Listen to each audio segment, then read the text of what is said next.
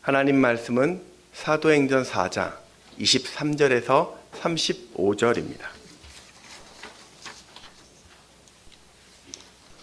사도행전 4장 23절부터 35절을 교독합니다. 사도들이 노임에 그 동료에게 가서 제사장들과 장로들의 말을 다 알리니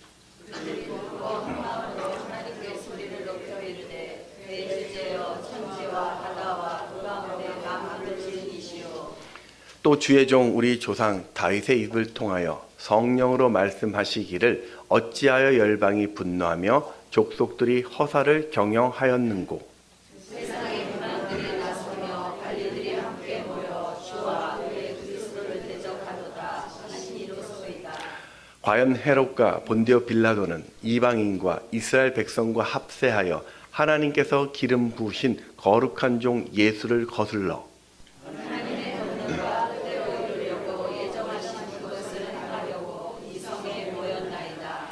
주여 이제도 그들의 위협함을 굽어 보시옵고 또 종들로 하여금 담대히 하나님의 말씀을 전하게 하여 주시오며 손을 내밀어 병을 낫게 하시옵고 표적과 기사가 거룩한 종 예수의 이름으로 이루어지게 하옵소서 하더라.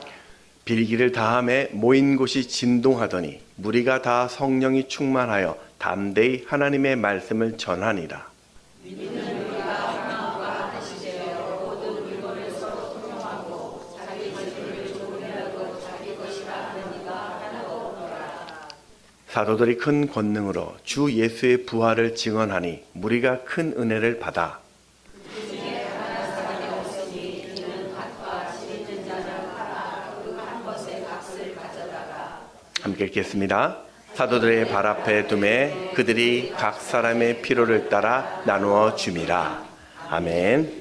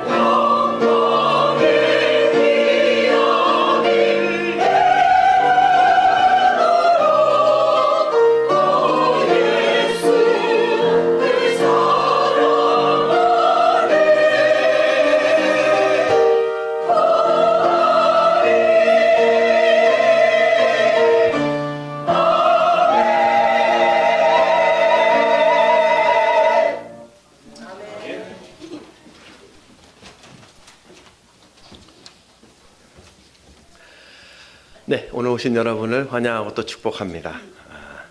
여러분, 우리 모든 인생에는 이 크던 작던 시련이 있습니다. 참 싫은데 때로는 그 시련 하나 때문에 평생 이 두려움에 걱정에 갇혀 헤매기도 합니다. 그래서 성경은 보면 두려워하지 말아라, 염려하지 말아라, 무서워하지 말아라, 그런 구절이 반복해서 계속 나와 있습니다.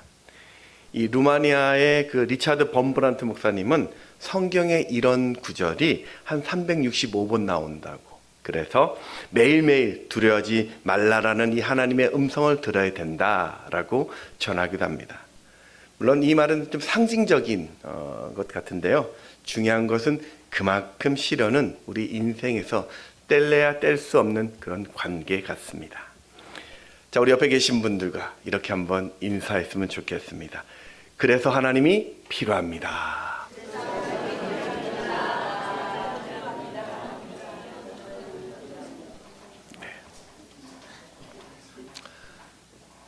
예수님이 승천하신 후 초대교회가 이제 만들어졌죠. 믿는 사람들이 세상에 칭송을 받기 시작하였고, 이 구원받은 자들이 교회로 몰려와서 교회가 초만원이 되었습니다. 결정적으로 지난 시간에 나누었던 성전 미문에 앉아있던 자가 예수의 이름으로 일어나는 기적이 일어났습니다. 그렇게 교회는 승리하고 있었습니다. 이때 한 가지 문제가 생겼는데 종교 지도자들이 불편해하기 시작합니다. 4절에 보면 이미 예수 믿는 자가 5,000명이 넘었다라고 표현되어 있죠. 근데 이 수는 남자의 수만 이야기합니다. 그러니까 여성과 또 아이를 포함하면 최소한 2만 명 이상이 지금 교회를 이루고 있었습니다. 유대 종교 지도자들 입장에서는 혹시라도 이들이 어떤 폭동을 일으키지는 않을까, 또 예수 죽인 자신들의 재판에 이의를 제기할까봐 그 주동자였던 베드로와 요한을 감옥에 가둡니다. 그리고 산헤드린 그 공회에 세워서 다시는 예수의 이름을 전하지 말라고 협박을 가하죠. 하지만 사도들은 이 부활의 목격자였고 성령 받은 자였고 예수의 이름을 기적을 선포했던 그 증인이었습니다.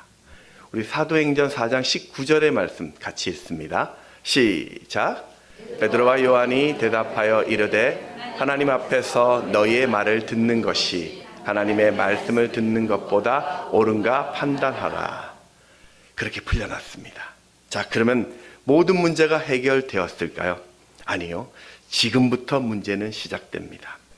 만약에 이 베드로와 요한이 그 종교 지도자들의 그 협박에 굴복해서 자신들이 이제는 예수의 이름을 전하지 않겠다라고 말했다면 진짜 끝났을 겁니다.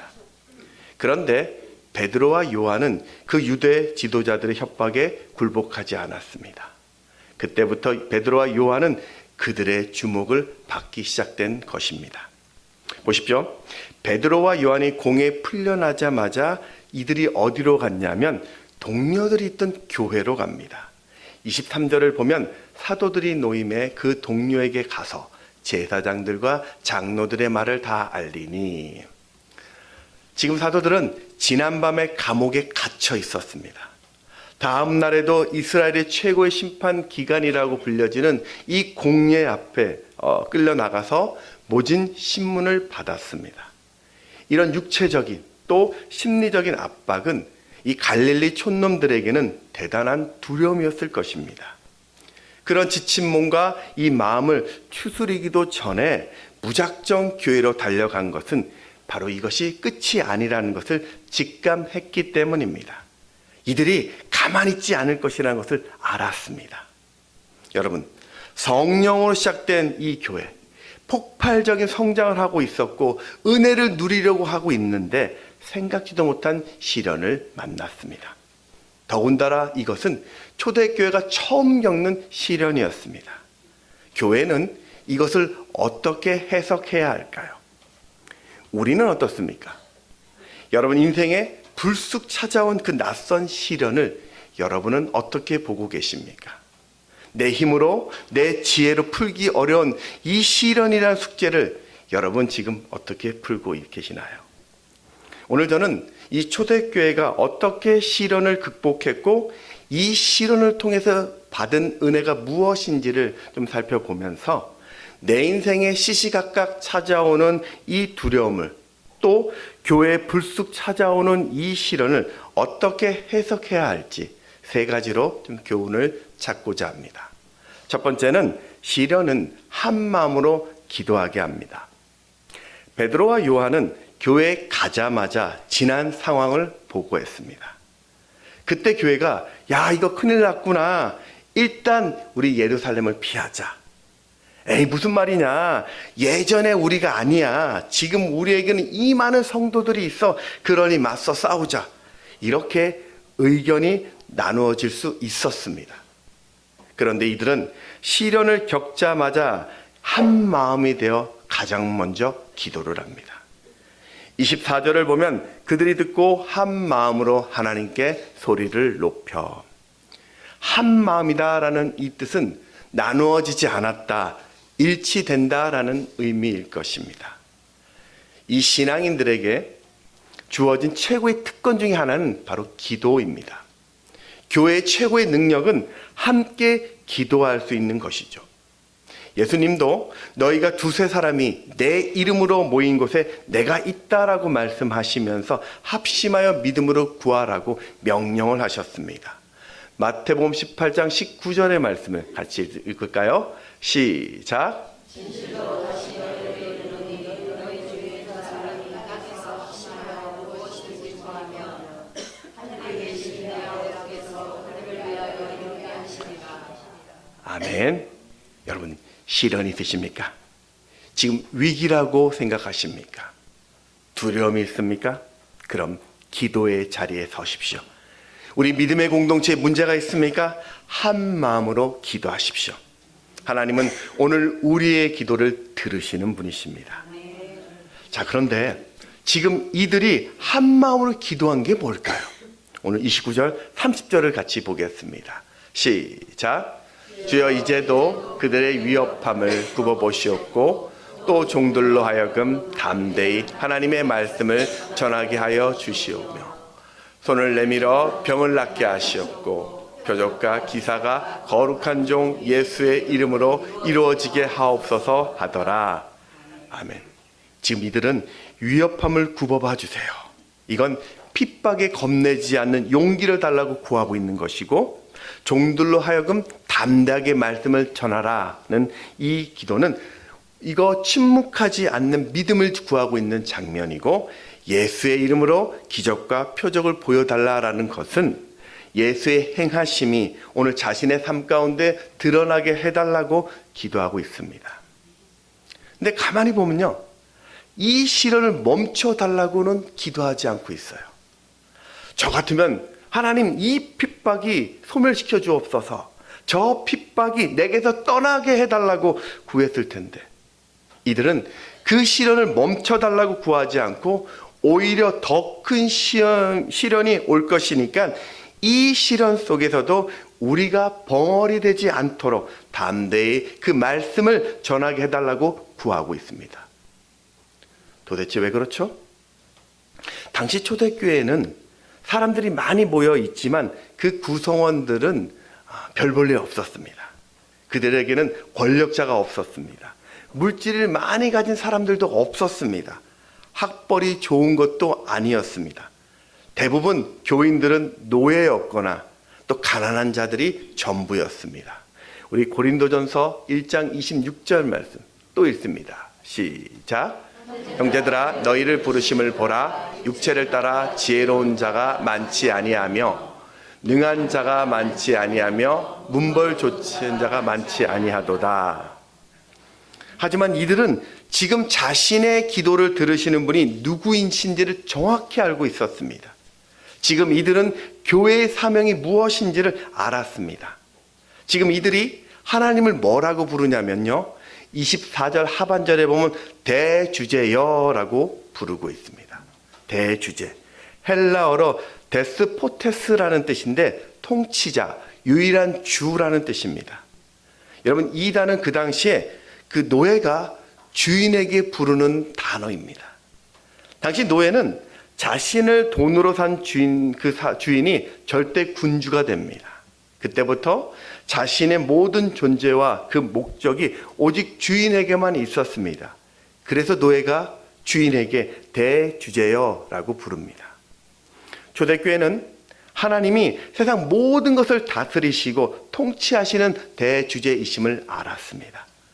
지금 이 시련과 이 핍박이 다 하나님 계획 아래 있음을 알았다는 말입니다. 그래서 그들은 언제 이 시련이 끝나는지, 어떻게 핍박을 피할 수 있는지 그건 중요한 것이 아니었습니다. 그건 하나님의 몫이고 자신들은 하나님이 내게 주신 이 시간 가운데 감당할 사명, 다시 말해서 복음을 어떻게 담대히 전할 수 있을지에 대한 기도를 하고 있었던 것입니다. 우리 27절, 28절 말씀 같이 또 읽습니다. 시작. 과연 헤롯과 본디오 빌라도는 이방인과 이스라엘 백성과 합세하여 하나님께서 기름 부으신 거룩한 종 예수를 거슬러 하나님의 권능과 뜻대로 이루려고 예정하신 그것을 행하려고 이 성에 모였나이다. 아멘. 그렇게 결국 교회는 시련을 이기게 되었고 하나님의 뜻대로 이 구원과 생명의 역사를 이어가게 됩니다. 자, 오늘 우리는 어떤 기도를 하고 있습니까? 우리의 기도의 내용은 무엇입니까? 이 카를로스 오르티지의 제자입니까? 라는 책에 보면 대부분 사람들이 이런 기도를 한다고 그 글을 적어놨습니다. 한번 들어보십시오. 하나님, 저에게 복을 주시고 저의 가정에 복을 주시고 저의 배우자에게 복을 주시고 저의 자녀에게 복을 주십시오. 또 저의 강아지, 저의 고양이에게 복을 주십시오. 그게 하나님의 영광입니다. 그러니까 이들은 신앙을 내가 잘 되는 것이라고 생각하고 있었습니다. 내 인생의 꽃길만 되어야 하고 나는 건강해야 되고 평안해야 되고 모든 시련과 고난이 한 길로 왔다가 7길로 도망가는 역사가 있어야 된다고, 그게 하나님의 영광이라고 생각하고 그렇게 기도합니다. 문제는 그렇게 기도했는데 내가 원치 않는 시련과 고난에 부닥치면 하나님이 나를 버리셨다라고 원망하게 되죠. 여러분, 기도는 알라딘의 램프가 아닙니다. 램프를 막 비비면 요정 지니가 나와가지고 모든 소원을 들어주는 것이 기도가 아닙니다. 기도는 그분의 뜻에 나를 맞추는 것입니다. 기도는 내가 예수님께 나가서 나를 그분께 드리고 주님의 말씀에 나의 초점을 맞추는 시간입니다. 우리 잘 알고 있는 사도 바울이 빌립보에서 귀신 들린 여자를 고쳐주다가 억울하게 감옥에 갇힙니다. 당시 바울은 로마 시민권자였기 때문에 이 감옥에 이 억울하게 갇히는 것을 능히 피할 수 있었습니다. 그런데 바울은 그걸 사용하지 않습니다. 그는 대주제 되시는 하나님께서 이 모든 상황을 주관하고 계심을 믿었기 때문에 그런 자신의 구원은 하나님의 몫이고 바울은 내가 이 감옥에서 무엇을 해야 할지를 기도합니다. 그렇게 감옥에서 찬송하고 기도할 때 지진이 나고 옥문이 열려서 간수에게 복음을 전하는 기회를 얻었고 그로 인해서 그와 그 가족이 구원을 얻는 역사를 보게 됩니다. 오늘 본문에 있는 이 초대교회, 그렇게 한 마음으로 기도했더니 성령 충만을 받고 담대히 주의 사명을 감당하게 됩니다. 우리 31절 말씀 같이 또 읽습니다. 시작. 빌기를 다음에 모인 곳이 진동하더니 무리가 다 성령이 충만하여 담대히 하나님의 말씀을 전하노라. 아멘. 여러분, 이 땅에 있는 모든 믿음의 공동체는 또 인생은 다 시련을 겪습니다. 사탄은 오늘도 우리를 흔들고 또 교회를 흔듭니다. 상처를 주고 분열을 일으키고 끊임없이 공격합니다. 그때 교회는 하나님인 전능하신 분이시고 모든 역사를 주관하고 계시고 오늘도 살아계심을 잊지 말아야 합니다. 그리고 함께 모여 한 마음으로 기도해야 합니다. 대주제 되시는 하나님의 계획하심과 그 다스림을 내가 믿고 내게 주신 이 사명을 끝까지 감당하도록 힘과 용기를 구해야 합니다. 오늘 나의 소원보다는 내가 어떻게 살아가는 것이 하나님이 원하시는 뜻인지를 구해야 합니다. 내게 성령 충만하여 세상을 섬기는 도구로 쓰임받도록 우리는 한 마음으로 구해야 합니다. 그럴 때 교회는 또 우리 성도들은 더욱 견고해질 것이고 그 시련이 오히려 하나님의 일하심을 보게 할 것입니다. 두 번째 교훈은 시련은 성도들을 한 가족이 되게 합니다. 초대교회는 이렇게 기도한 후에 한 마음과 한 뜻으로 움직였습니다. 우리 32절 말씀을 같이 읽습니다. 시작. 믿는 우리가 한 마음과 한 뜻이 되어 모든 물건을 서로 통용하고 자기 재물을 조금이라도 자기 것이라 하는 이가 하나도 없더라. 아멘. 믿는 무리는 같은 신앙을 가진 공동체라는 뜻이고 통용했다라는 뜻은 헬라어로 코이나라고 해서 함께 나누다, 분배하다, 친교하다라는 뜻입니다. 그러니까 초대교인들은 각자 자기 재산을 가지고 있었지만 그 소유권을 주장하지 않았습니다. 언제든지 그 공동체가 필요하러 하면 기꺼이 하나님께 드릴 헌신이 되어 있었습니다. 사실 이 물질에 대한 마음은 이 사람들마다 다 달라요. 심지어는 부부끼리도 경제관념이 다르기 때문에 그 충돌이 일어납니다. 그렇게 헌신이나 섬김은 각각의 기준들이 있기 때문에 한 마음을 이루는 것은 참 어렵습니다. 특히 다양한 사람들이 모인 교회라면 더더욱 그럴 것입니다. 더구나 이 지금 초대교회는 큰 시련을 앞두고 있었습니다. 이런 상황이라면 상식적으로 이런 교회 피해야 된다. 모임을 좀 줄여야 한다. 그 지체보다는 성도보다는 일단은 내 가족부터 지켜야 된다. 그것이 합리적인 생각입니다. 그런데 오늘 초대교회는 더 하나가 되었습니다. 기꺼이 섬겼고 기꺼이 더 나누었습니다. 왜 그랬을까요? 어떻게 그럴 수 있을까요? 디모데전서 우리 6장 7절 8절 말씀 같이 읽습니다. 시작. 우리가 세상에 아무것도 가지고 온 것이 없음에 또한 아무것도 가지고 가지 못하리니 우리가 먹을 것과 입을 것이 있은즉 족한 줄로 알 것이니라. 아멘. 사랑하는 여러분, 오늘 하나님이 우리 인생을 창조하심을 믿으십니까? 이 땅의 모든 것이 하나님의 소유임을 믿으십니까? 내가 누리는 나의 모든 것이 하나님 것임을 믿으십니까? 네, 믿음 소리 점점 작아지고 있습니다. 내 거 이건데. 성경은 그것을 믿고 누리는 사람을 청지기라고 이야기합니다. 청지기는 오이코노모스라는 단어를 쓰는데 재정 대리인, 또 관리자, 감독자라는 뜻입니다. 그러니까 주인의 것을 대신 관리하는 자라는 뜻이 청지기입니다. 때문에 청지기는 모든 이 내 인생을 내 것이라고 말하지 못합니다. 믿음도, 가정도, 자녀도, 시간도, 재물도 하나님이 이 땅에 잠시 내게 맡긴 것이라고 믿고 그분의 영광을 위해 사용하는 자, 그가 바로 청지기입니다.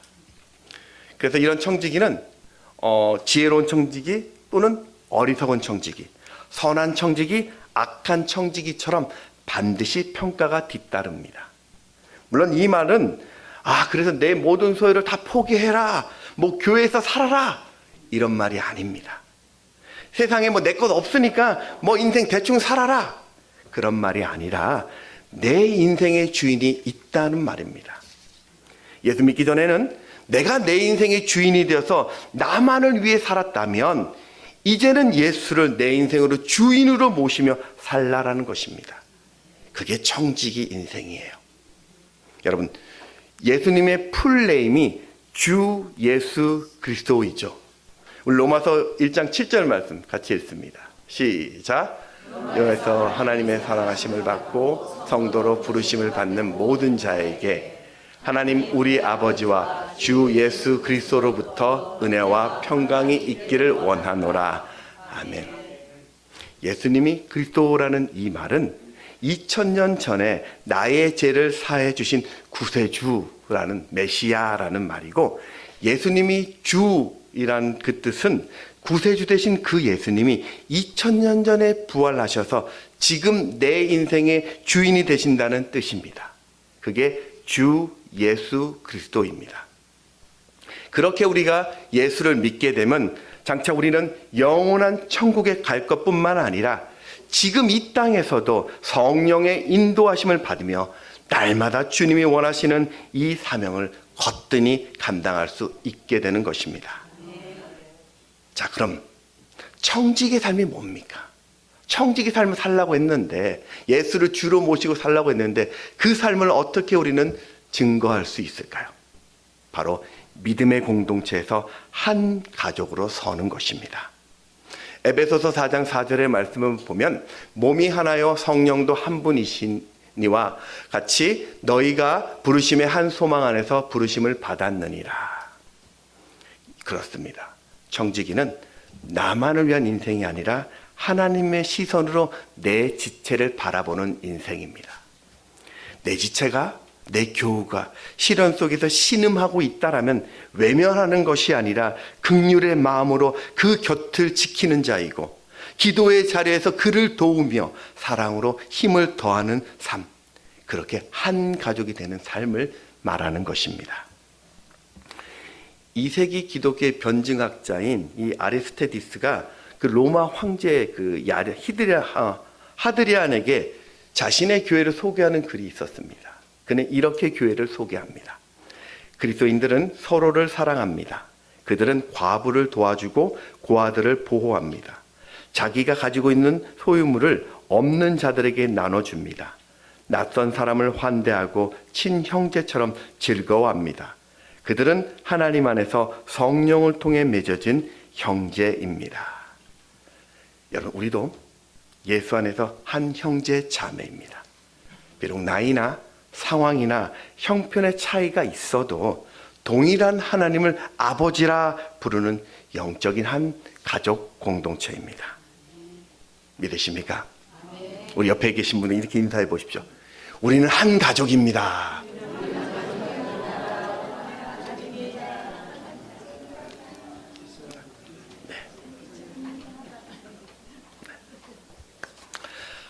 회포는 예배 후에 좀 더 푸시고 네.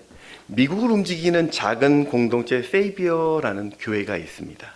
이 교회는 1947년 고든 코스비 목사님이 그 워싱턴 DC에 세운 개척한 교회인데, 현재 미국에서 가장 존경받는 교회 중에 한 교회입니다. 세이비어라는 뜻이 영어로 구세주라는 뜻이죠. 이 세이비어 교회는 구세주를 기억하면서 그 이웃을 또 공동체를 섬기는 그런 교회라는 의미입니다.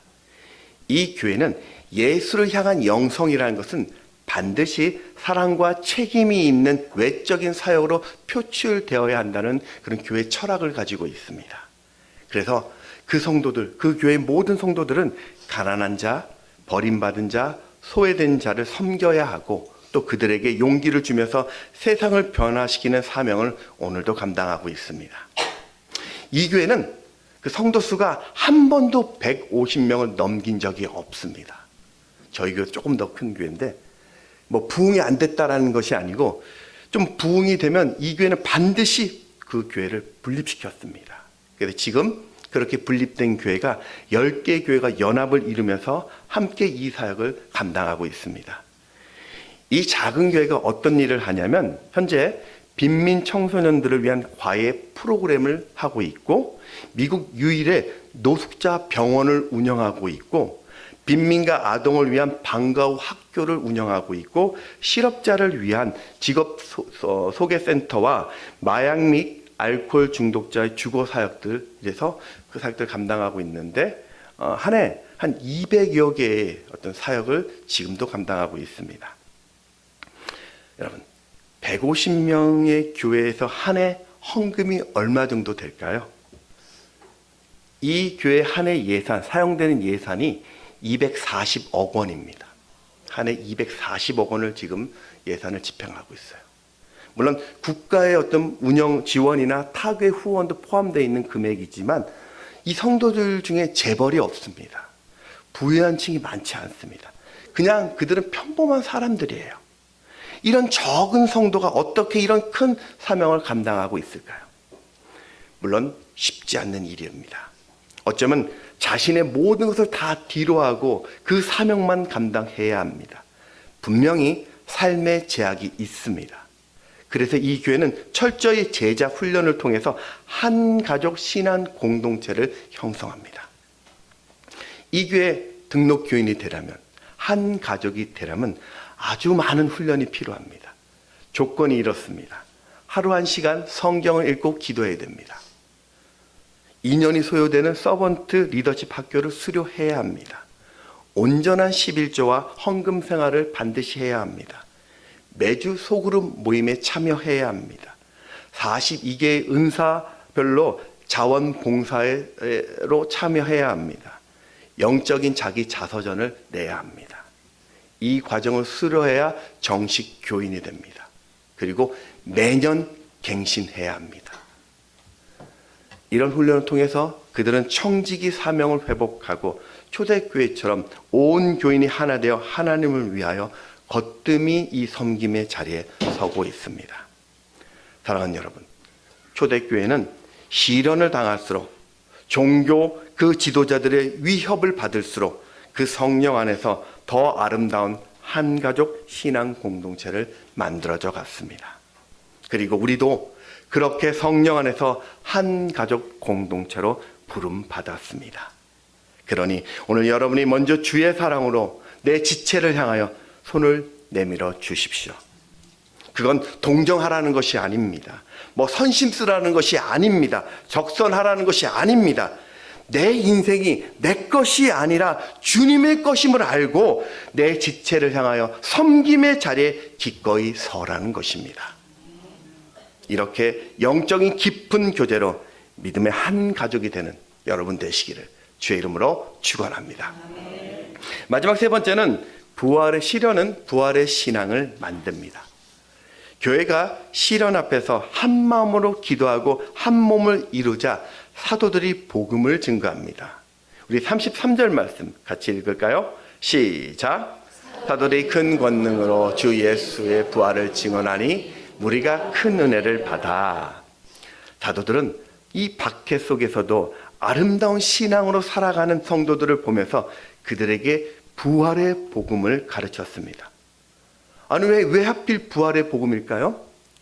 사도들이 야 너희들 이렇게 복 받아야 돼, 이런 능력 받아라, 이렇게 피할 길을 얻어라 라고 가르치지 않고 왜 굳이 부활의 신앙을 가르쳤을까요?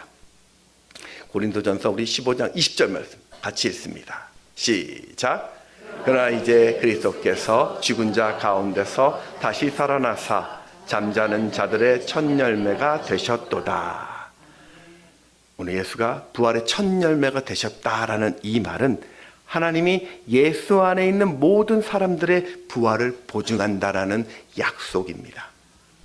부활의 신앙은 내가 십자가에서 예수님과 함께 못 박혀 죽었지만 그 예수가 부활하심으로 십자가에 함께 죽은 나도 다시 살아나 영원한 천국에 살게 된다는 진리입니다. 우리가 이 부활의 신앙을 믿으면 장차 영원한 천국에서 왕의 자녀로 살게 된다는 것을 알기에 오늘의 이 고난에 무너지지 않게 되는 것입니다. 실제 초대교회는 영원한 그 나라를 바라보면서 오늘의 시련을 이겨낼 수 있었습니다.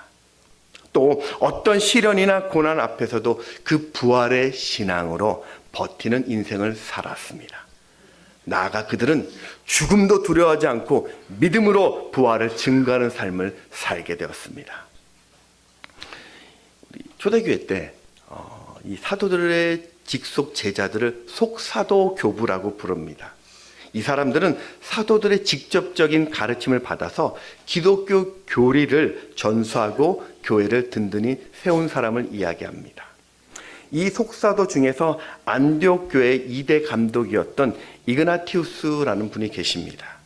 이 사람 별명이 테오포로스라고 해서 하나님을 짊어지고 가는 자라는 뜻입니다. 이 사람에 대한 기록은 그렇게 많지 않아요. 하지만 그가 로마 황제 트라이안의 그 박해 때 로마로 압송되었을 때 썼던 글이 아주 유명한 글이 있습니다. 당시 로마는 이 이그나티우스를 곧바로 로마로 압송하지 않고 여러 지역을 돌아다니면서 핍박을 가하는 모습을 보였습니다. 이유가 황제의 명을 거역하면 예수 믿는 자가 어떻게 되는지 그 두려움을 보여주려고 그랬다고 합니다. 그때 로마에 있었던 기독교인들이 그 이그나티우스를 구명하기 위해서 로마에서 막 어떤 그 구명 운동을 펼친다는 이야기를 이 이그나티우스가 서머나에서 듣게 됩니다.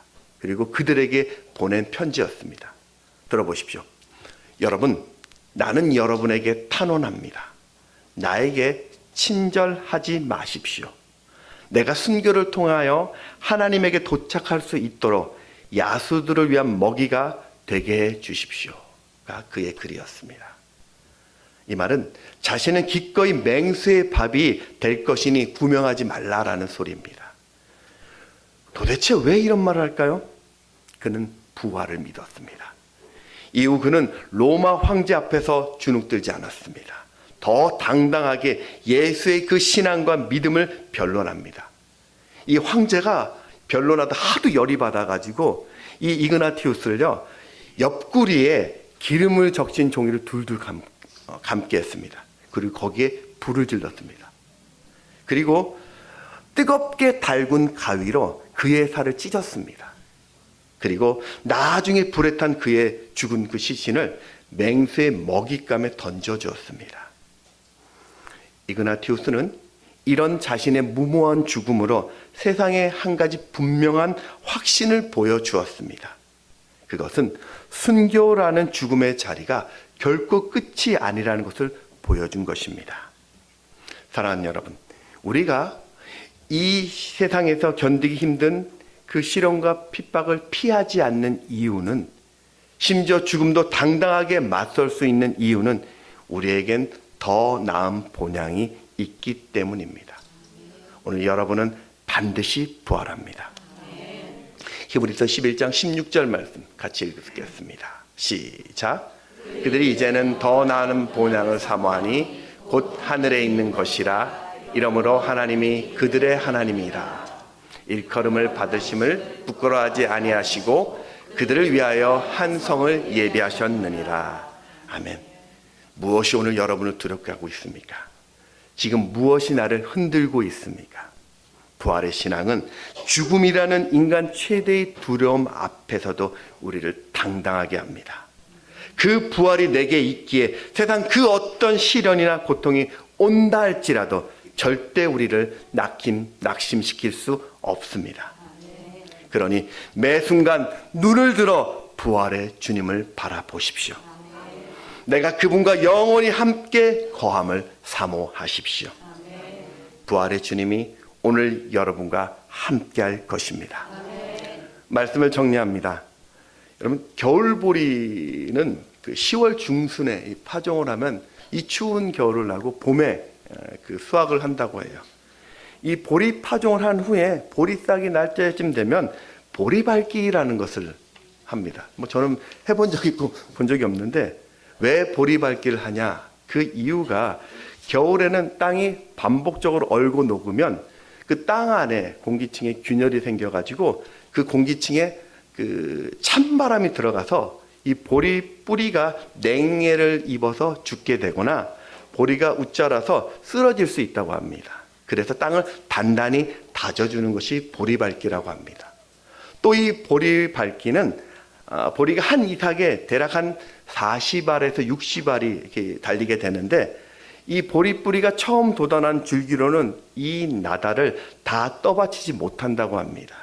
그런데 발로 막 이 보리를 밟다 보면 허약한 보리싹은 꺾여가지고 죽게 되고, 이 강한 줄기만, 싹만 살아나게 되어서 그 줄기로 이 40알에서 60알의 보리를 지탱하게 된다고 합니다. 시련도 그런 것 같아요. 여러분, 반갑지도 않고 불편하고 고통스러운 시간이지만 때로는 그것이 우리에게 주는 은혜가 있습니다. 시련은 한 마음으로 기도의 자리로 우리를 인도합니다. 그러니 모든 상황 속에서 담대히 하나님의 길을 가도록 구하십시오. 시련은 믿음의 공동체를 한 가족으로 만듭니다. 시련은 부활을 꿈꾸게 합니다. 우리가 장차 입성할 그 천국을 바라보면서 하나님 어떤 시련 앞에서도 기쁨으로 마주하십시오. 오늘 하나님의 평강이 우리의 마음과 생각을 지키실 것이고 어떤 고난 속에서도 우리의 공동체를 또 우리를 믿음으로 세워갈 것입니다. 오늘 그분의 보좌 앞에서는 여러분 되시기를 주의 이름으로 축원합니다. 잘 하겠습니다.